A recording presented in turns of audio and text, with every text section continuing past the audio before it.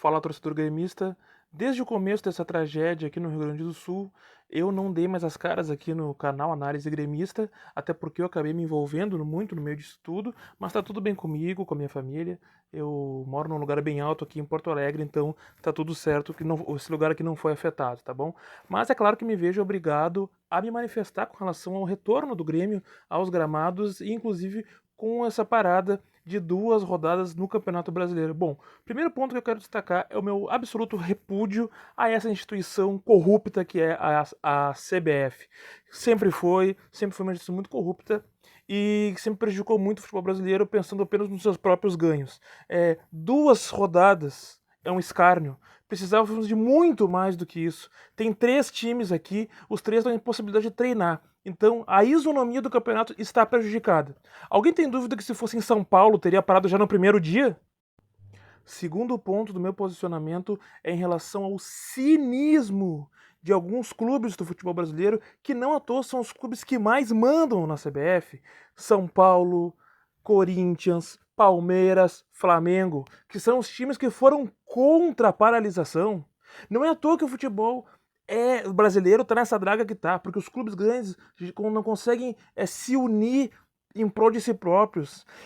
Cada clubezinho pensa no seu próprio umbigo. Não é à toa que aqui nunca se conseguiu fazer Liga do Futebol Sul, nem nada do tipo, porque cada time só quer o seu, só quer tirar o seu quinhão. Também o cinismo de alguns jornalistas de São Paulo, que vem com esse discurso, que é o mesmo discurso do diretor do Palmeiras, que vem dizer: ah, mas se parar o campeonato, por acaso vai salvar as vidas. Não, safados. É porque é uma questão de isonomia. Os clubes daqui não conseguem treinar e seus jogadores estão salvando pessoas na água. Como é que vai jogar desse jeito? Deixando claro que não tenho nada contra as torcidas desses clubes, tá bom? O Bragantino também votou contra, mas esse daí nem tem torcida, é um time que pertence a uma marca de energia, acho que eu não vou nem gastar meu tempo falando desse time. Ponto 3, precisávamos de mais firmeza do nosso presidente e da nossa direção. Se nós entendemos, se o Grêmio entende que 2 rodadas. Gente, o que vai mudar em 2 rodadas? 2 rodadas é pouco e o presidente do Grêmio falou em entrevistas que é pouco, então precisa se posicionar de maneira firme. Não adianta ir pra entrevista e falar: ah, pois queremos mais tempo, mas já que querem assim, fazer o quê? Queremos firmeza. Tu, presidente Alberto Guerra, tu tá no comando de um clube que tem quase 10 milhões de torcedores. A gente precisa de brio. Que saudade de Fábio Koff, Cacalo. Imagina que iam deixar uma coisa dessas.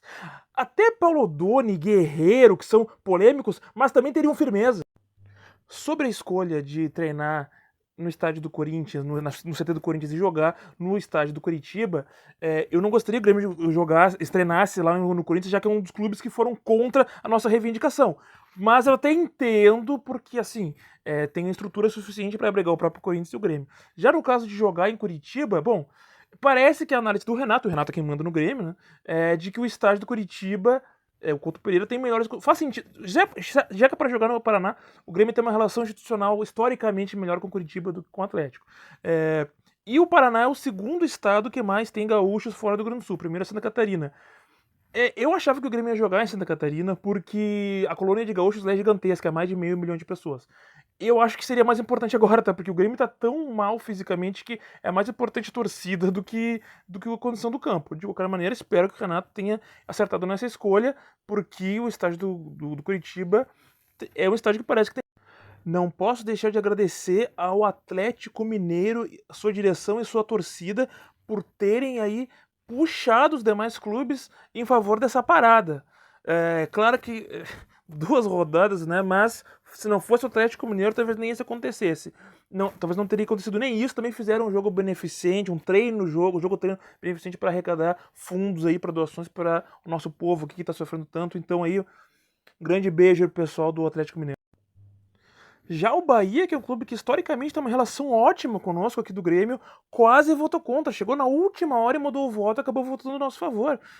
Só que aquela coisa, o Bahia hoje em dia é uma SAF. Então não manda mais em si mesmo.